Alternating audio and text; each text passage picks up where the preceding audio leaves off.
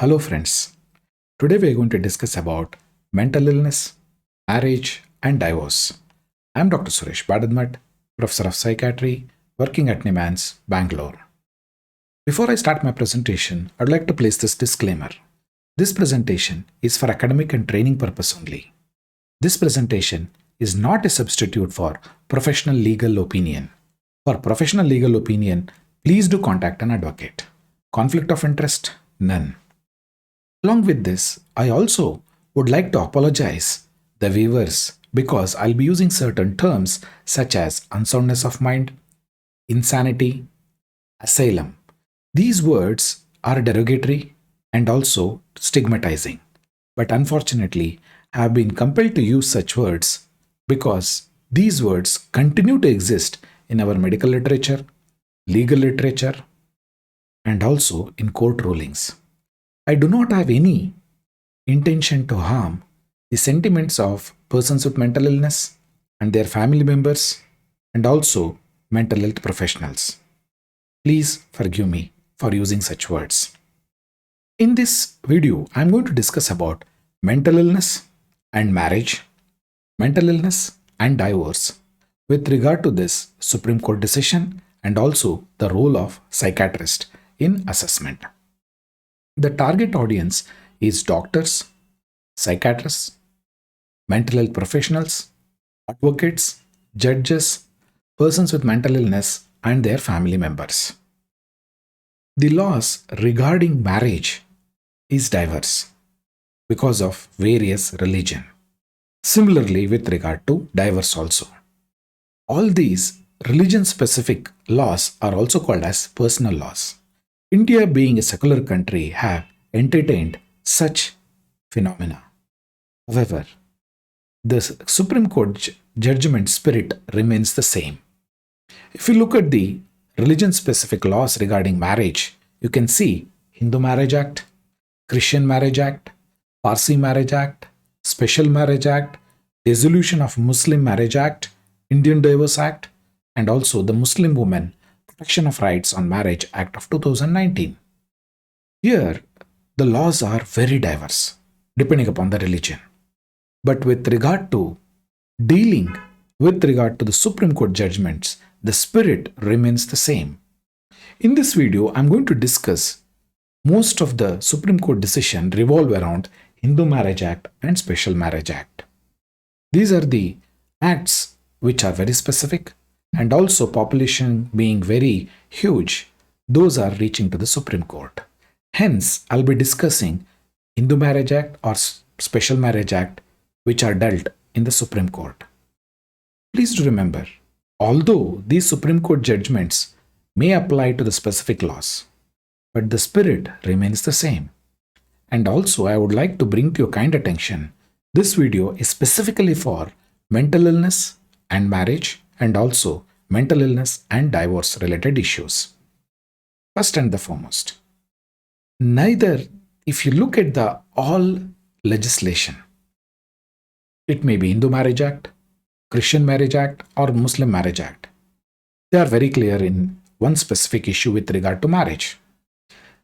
Both the parties, if they are incapable of giving a valid consent, that because of the reason of unsoundness of mind, that marriage will be considered as null and void or else voidable. Almost all personal laws follows the same. However, Muslim Marriage Act allows guardian to give consent on behalf of the patient or the client. That provision has been made. Let's understand some concepts. Here we need to understand void versus voidable marriage. Void means not valid or not legally binding at all. Voidable means a transaction or an action that is valid but may be annulled by one of the parties to the transaction.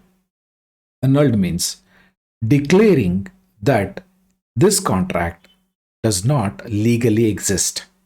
So it has to be, degree has to be given. Further, if I have to differentiate between void versus voidable marriage, void means never existed. Even the marriage occurs, it will be considered never existed. Second, no alimony will be given. No degree is required here. Further, it is not enforceable. Here, sometimes many people may approach the court asking for to say whether this marriage is voidable or void. Here, the degree is given. But for the marriage which fall into the category of void, degree is not required. Coming to the voidable, that means this contract existed. Like all marriages are considered as sacrosanct act. That means they are a kind of contract from the religious and also legal point of view. Here, voidable means those contracts are existed, but one party needs to move further ahead and say it is voidable because of certain reason. Here, the court can grant alimony and maintenance, or else it can say no, it cannot because it is void. Here, the degree is required. The court has to pronounce, and here the voidable means at least one party it is enforceable, and the other party it may not be enforceable. Hence, it is considered as voidable. Let's understand void marriages as per Hindu Marriage Act of 1955, Section 5. Void marriage means neither of the party during the marriage has a spouse who is living at the time of marriage. In such a situation, the marriage is considered as void. Or else, the parties who are getting married are not within the degree of prohibited relationships, such as brothers and sisters. And some religions, some of the marriages are completely prohibited. Or else, the parties are not of sapindas of each other. So, these are the various culture and also religions play a role. So, such marriages will be considered as void. So, let's understand voidable marriage as per Hindu Marriage Act of 1955, Section 12. Voidable means here Section 12, 1A clearly says if the marriage is unconsummated owing to the one of the parties' impotence. In such a situation, the other party can go to the court and say, because of this reason, the marriage is unconsummated, then it becomes voidable marriage. Further, Section 12(1)(b) it also says that at the time of marriage, neither party is incapable of giving valid consent because of the reason of unsoundness of mind. It's very beautifully put across. There should be unsoundness of mind, that is mental illness, and it has to be to that severity they are unable to give the valid consent. Further, though they are capable of giving a valid consent, but has been suffering from a mental disorder such an extent to be unfit for marriage and the procreation of a children. Here, the 12 subsection 1b says that although they may give consent, but they have mental illness to such an extent they are unfit for marriage and procreation of children. So that is very clearly put across. And the final one as it also says that if the one of the party has recurrent attack of insanity. So this clearly says they are all voidable marriages. Further, it also talks about consent. If the consent was forced or fraud as to the nature of ceremony or as any material fact or circumstances concerning the respondent, if it is there, then it is called as voidable marriage. Here, the petition to be presented within 1 year of the marriage for all these voidable marriages. That means the person who is aggrieved should go to the court within 1 year and say, sir, this has happened and it is voidable marriage. Then only they will be coming under this category. Let's move further to discuss about void, voidable, divorce as per the Supreme Court judgments. First case. This is a celebrity case from all angles, and it's one of the best Supreme Court judgment. In this case, a Hindu Marriage Act, marriage was solemnized on 17th June 1979. After few years of marriage, the husband alleged that his wife was suffering from schizophrenia, and husband filed for divorce. He had given details of her symptoms. Further, in the trial court, the husband submitted a order passed by the magistrate for the wife to be undergoing treatment under Indian Lunacy Act. That is, the committal of his wife for mental asylum for treatment. Based on this, the trial court granted divorce. However, the wife appealed to the High Court.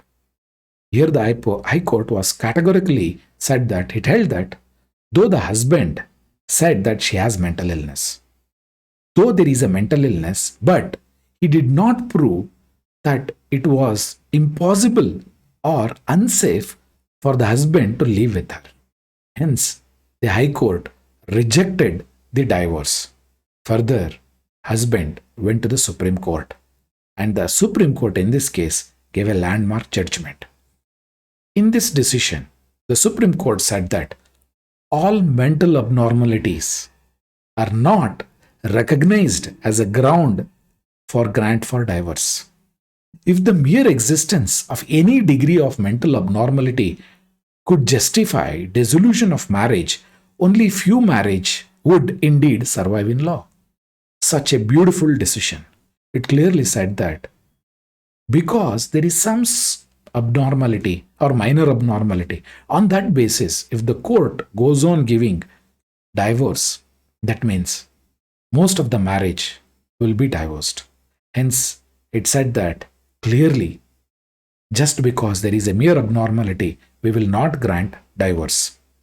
And also, the court said that mere branding of a person as schizophrenic will not suffix divorce.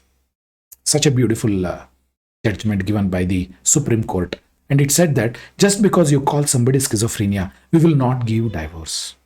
For the purpose of the section 31V, subsection 3, it clearly said that schizophrenia is what schizophrenia does. That means just because somebody is diagnosed, we will not give divorce. It's what the schizophrenia does. That matters most. In another landmark judgment by the Supreme Court in 2013, a divorce case came in front of the Supreme Court. Here, the husband who had appealed to the Supreme Court telling that his wife is mentally ill and he needs divorce. Here, the Supreme Court said that, yes, she may or may not have mental illness. Even if she had mental illness, but she is able to fulfill the obligation of the marriage. Beautifully, Supreme Court said that. See, that lady is a doctor and she is able to take care of the child. She had passed diploma exams and she was able to work in the government hospitals. In such a scenario, the Supreme Court said that you have proved that she has mental illness, but you did not prove that she is unable to fulfill the obligation of marriage, or else she is not so severely ill that divorce can be granted. Again, in this case, Supreme Court rejected the divorce. So, please understand, my dear friends, here the Supreme Court is not giving divorce just because somebody has mental illness. It clearly goes further ahead and says the illness should be so severe that a reasonable person cannot stay with the person who is mentally ill. So that has to be proved. So then only the Supreme Court will grant divorce. Summarizing most of the Supreme Court judgment with regard to mental illness and divorce, it has come up with two important criteria. This is again, I'll put it across all the judgments I am putting across. Here, the party concerned who is going to the Supreme Court considering that mental illness as a ground for divorce. That means if there is unsoundness of mind or intermittently suffering from mental illness or schizophrenia, if that is there, if they appeal to the court, that means they also need to prove that there is a mental illness and also disease of such a kind or to such an extent that the other party cannot reasonably expect it to live with the other spouse. So that means not only mental illness, and the mental illness is so severe, any person cannot reasonably stay with them. If both the criteria are met, then only the Supreme Court gives divorce. To summarize, my dear friends, presence of mental illness and it has to be severe. That is very essential. Now, considering the burden of proof, Who has to prove that this person has mental illness? How much it has to be proved? Again, I am following on some important case laws. Here, the case laws have clearly said that the onus of proving the party has mental illness is the person who has approached the court for divorce. If husband has approached the court saying that his wife is mentally ill, he needs to prove that his wife is mentally ill.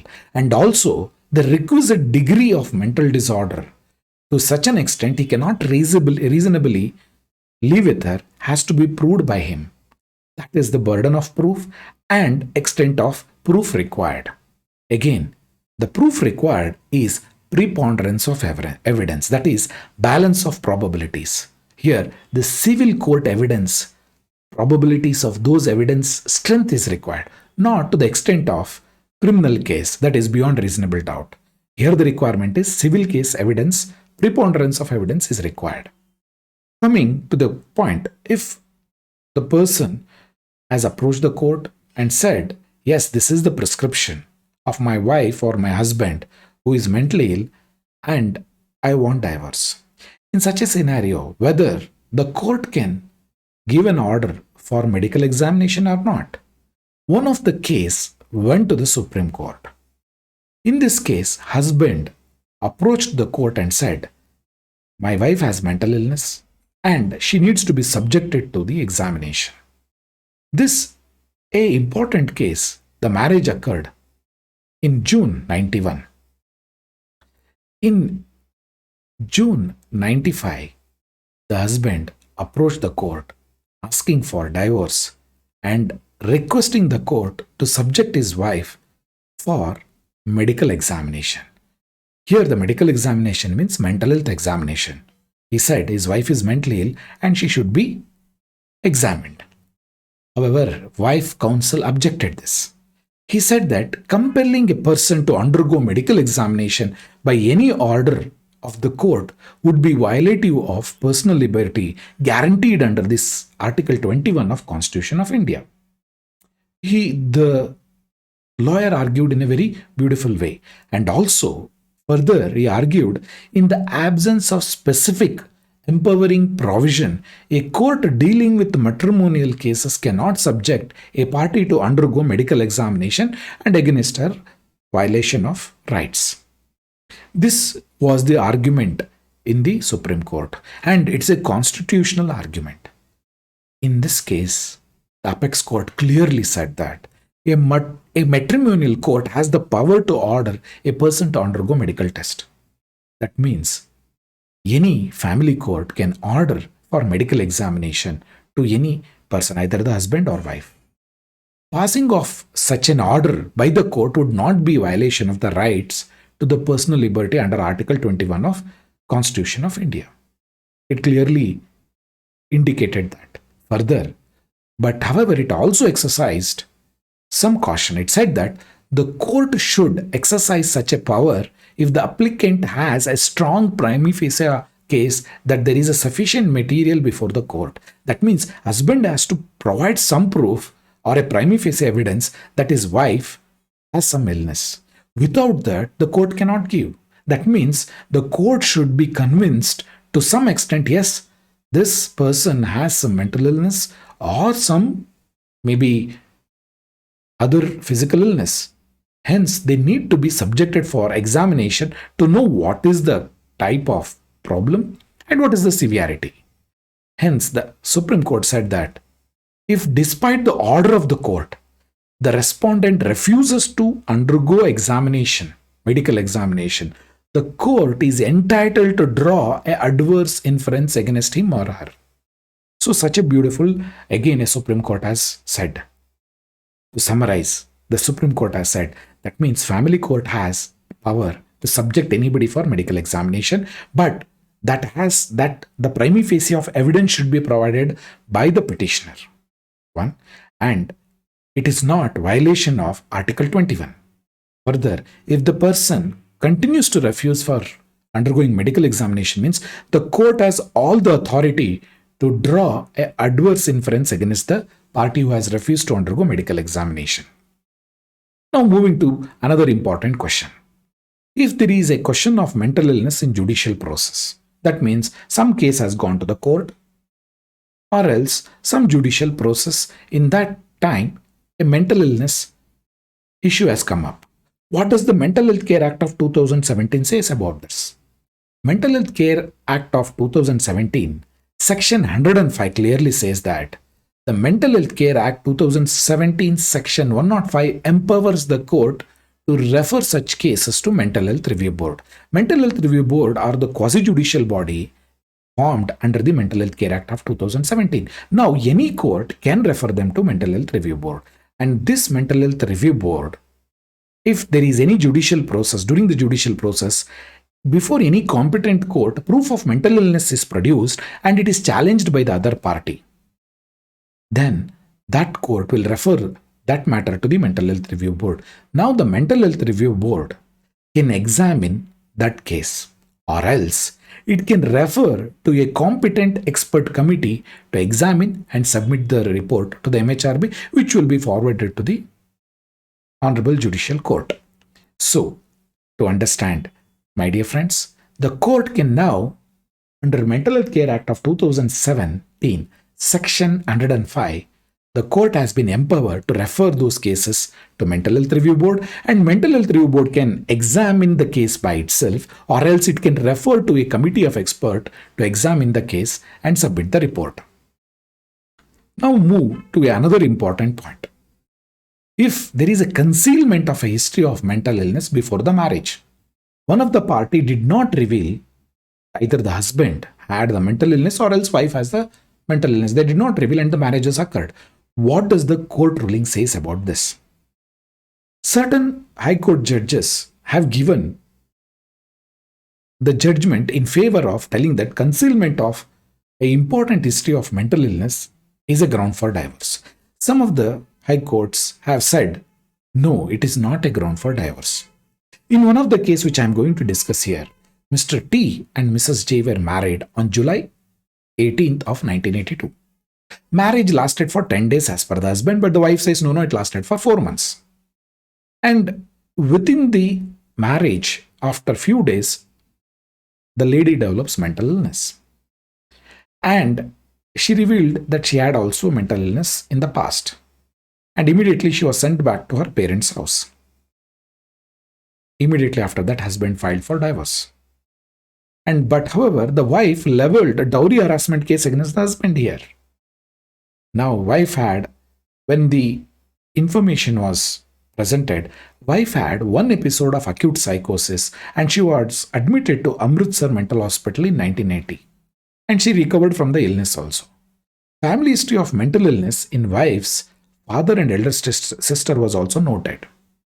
In this case, Punjab Haryana Court, High Court said that, where it was held that since the fact of wife being a patient of schizophrenia was not disclosed to the husband before the marriage, it would amount to the matrimonial fraud.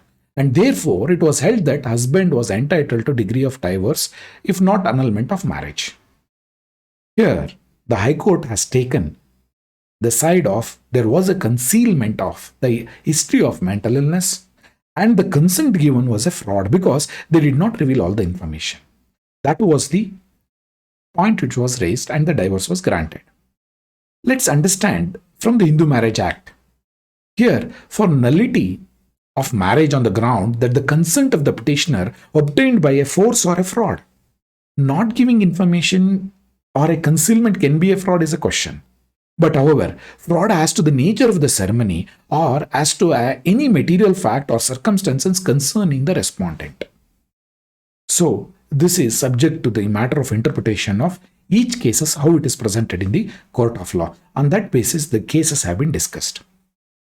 But however, being a mental health professional, I would like to put across certain few points. It is advocated across the world to disclose if there is a mental illness to the other party. Hence, I advise certain things. These are all my suggestions only.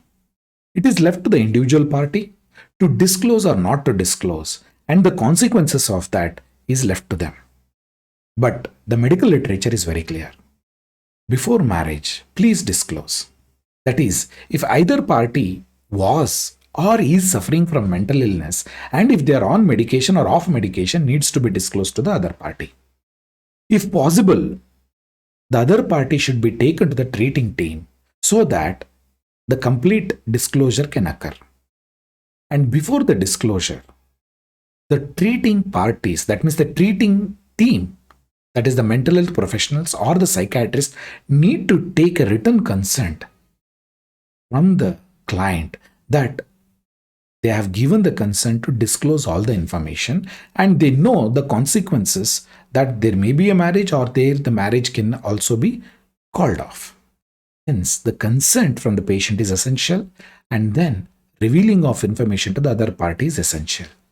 So, even most of the places says that please disclose about the past history of mental illness, or if they are suffering from mental illness or they are on medication. However, there is no hard and fast rule regarding this. This is just an advice. It is not that you have to tell and they have to listen. No, it is left to the individual cases. As a professional, I would recommend that they disclose to the opposite party. Let's critique about the concealment of history of mental illness. Let's understand from the available literature now. From the National Mental Health Survey, which was done in 2015 and 16 by NIMHANS, Bangalore, it revealed that 14% of the population is suffering from one or the other mental illness during their lifetime. Further, there was another study done by All India Institute of Medical Science, New Delhi, regarding the substance abuse, that is alcohol and drugs. It clearly said 3 to 4% of the population is suffering from one or the other types of drugs or alcohol. Altogether, 15% has problem. That means all these 15% should reveal that they are having this problem to the opposite party before the marriage. Thus, every physical illness is reported before the marriage. Is it disclosed? Why mental illness has to be told, and why mental illness should be considered as a ground for divorce is the question which many of the rights activists question this. However, the rights of the other person also has to be taken into consideration. But at the same time, one can also argue, what about the matrimonial rights of the persons with mental illness? That is one. At the same time, the person who is going to take care of the person with mental illness, what about his or her rights? If all these marriages, the divorce is given, or else it is considered as voidable, then who will take care of them if their parents are no more? Whether state has the resources to provide support to them is a question which needs to be answered by everyone. Not only from the persons with mental illness, or else family members of persons with mental illness, and also society at large should answer this. Whether we have that kind of society which is accommodative to persons with mental illness need to be questioned by ourselves. Hence, my dear friends, it is a highly contentious issue. Although I have recommended to disclose, I don't have answers regarding that. Whether concealment of mental illness before the marriage can be a ground for divorce or not will be disclosed and decided by the court in individual cases. I don't have answer for that. Moving further, associated obligation of the marriage is another one important aspect which need to be discussed here. That is, in one of the case, Mrs. V and Mr. P get married on 7 February 1993. The marriage lasted hardly for 6 months. The marriage was non-consummated because husband was suffering from schizophrenia, and the husband never reached pre-morbid level of functioning. The wife went back to her parents' house and she filed for divorce. Divorce was denied in the trial court and the high court, telling that yes, this person has mental illness, but it is not to such an extent the divorce can be granted. The case went on in the apex court for 13 years. The lady fought for divorce. Wife appealed to the apex court. The apex court clearly said, granting divorce, it said that the marriage sustained only for 6 months, 13 years of separation, marriage was non-consummated, and this person never attained premorbid level of functioning. That is, the husband never attained the premorbid level of functioning and there was no scope of repair and he never held a job. Hence, the divorce was granted. To understand, my dear friends, divorce and marriage is not a straightforward rule. Here, there is a scope for discussion, counseling. On individual case by case, the court will decide whether it is voidable, or else divorce can be granted, or else it can be cancelled also.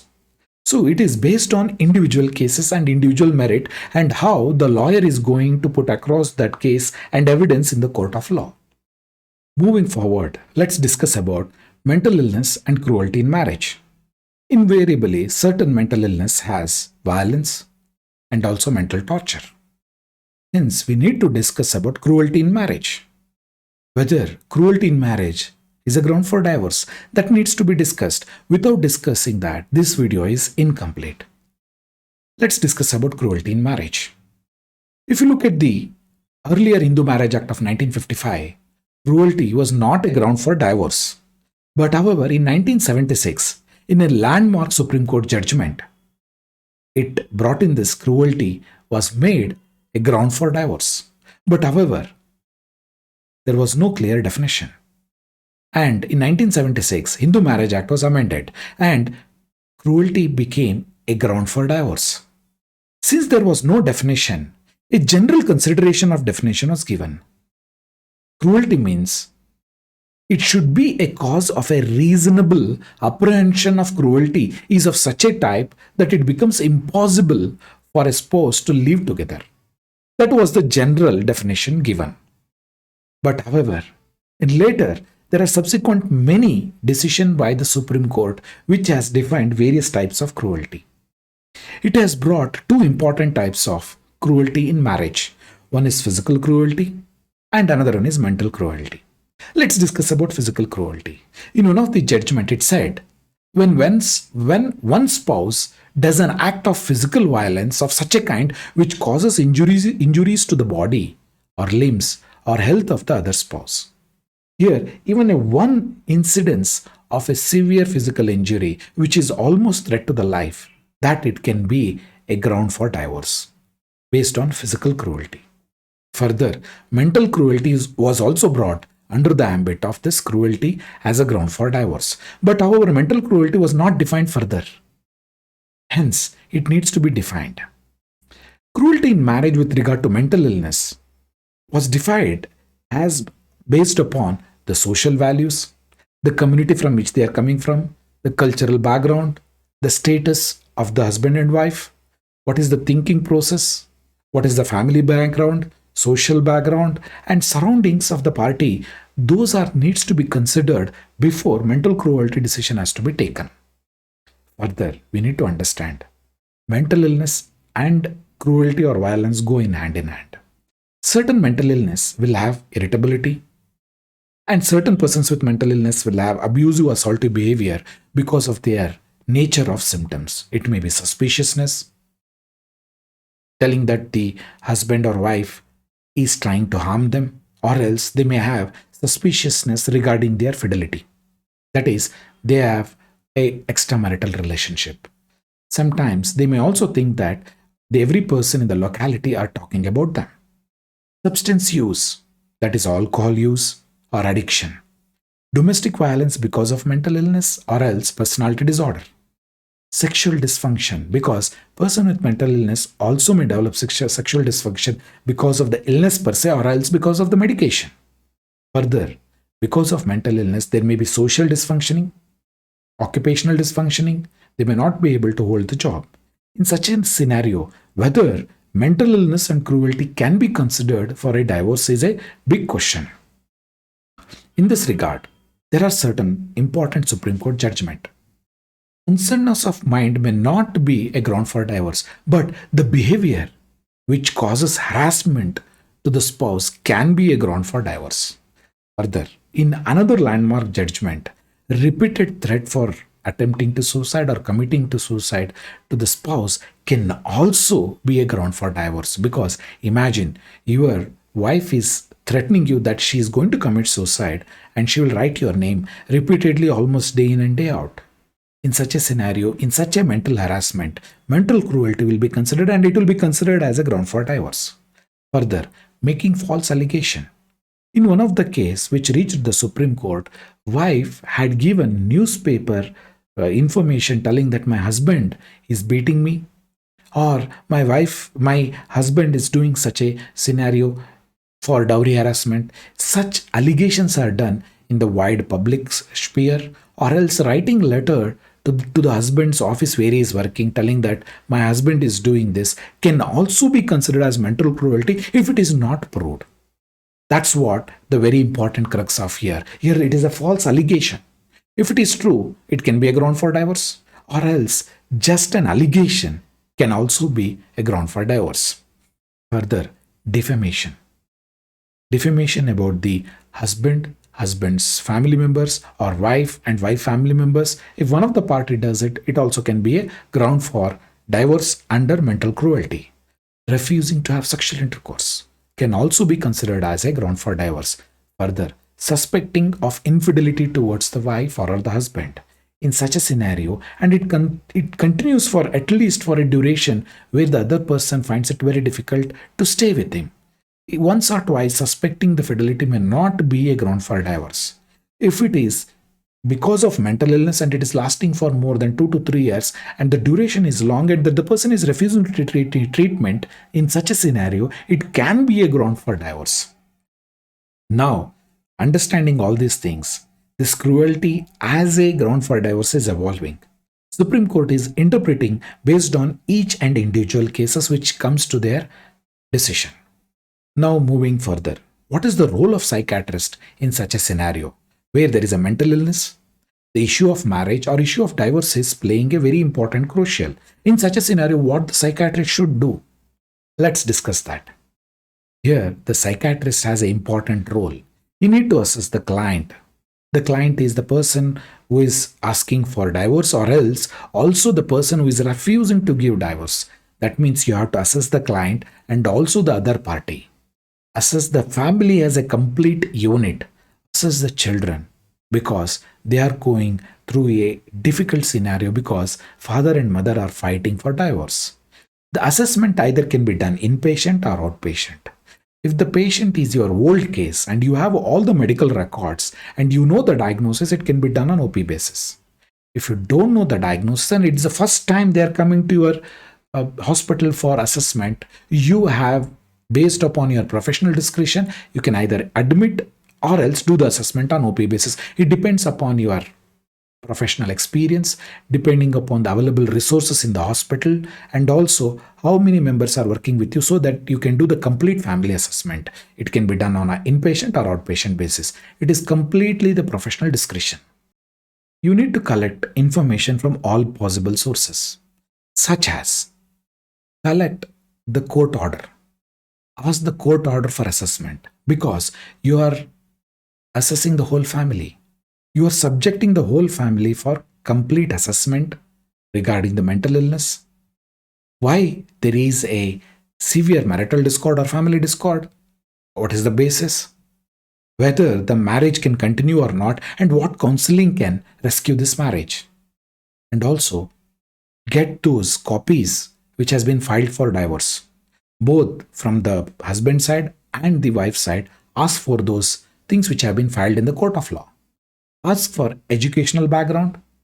Ask regarding work-related documents. If possible, if both the husband and wife are working, check for their attendance certificate.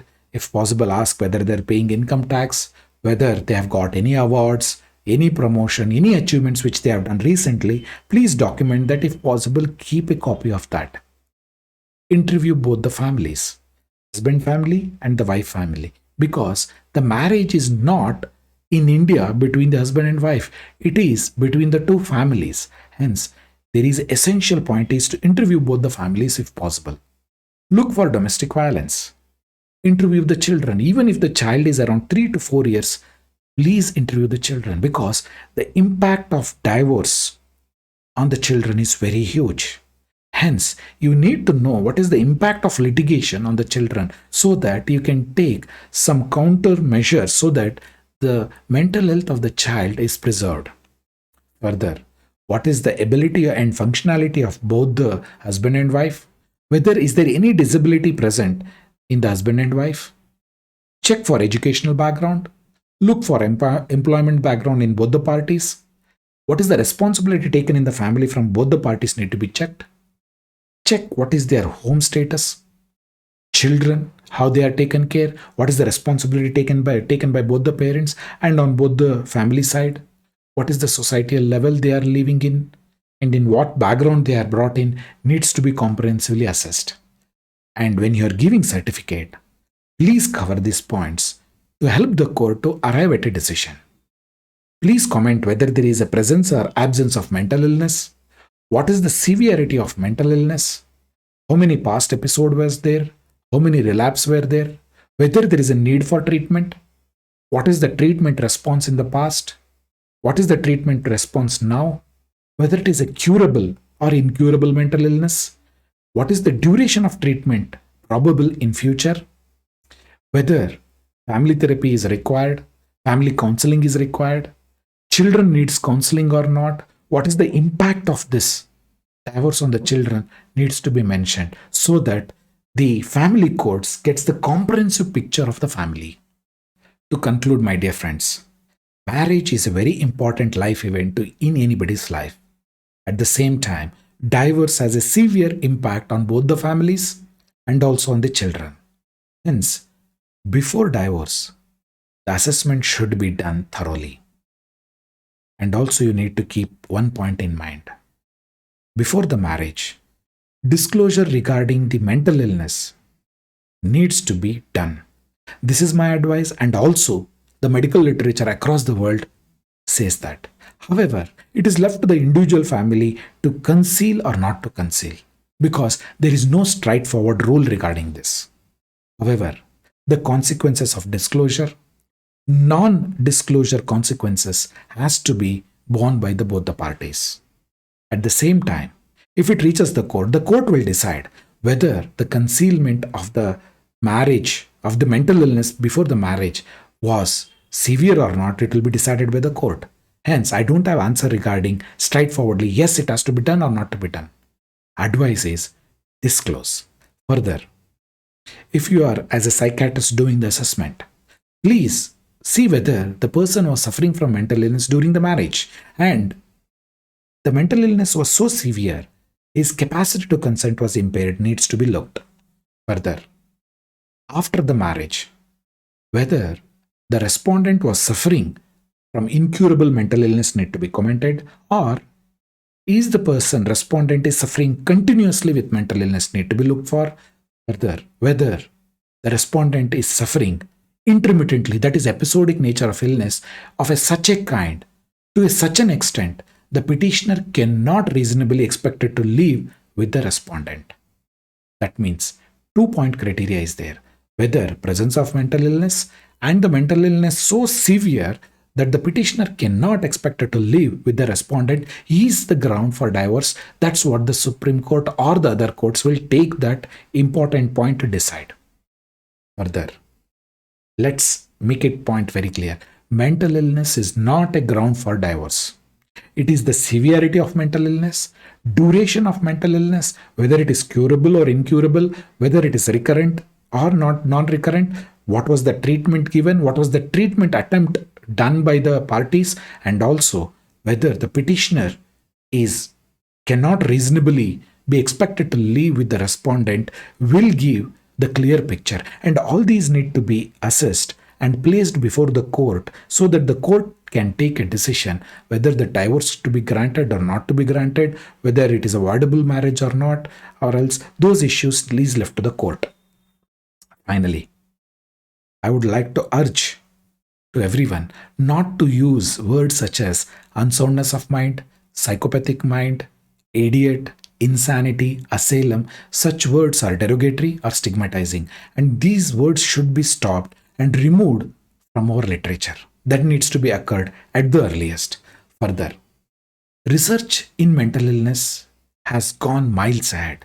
Unfortunately, these words and the ground for divorce is mental illness continues to exist in our literature.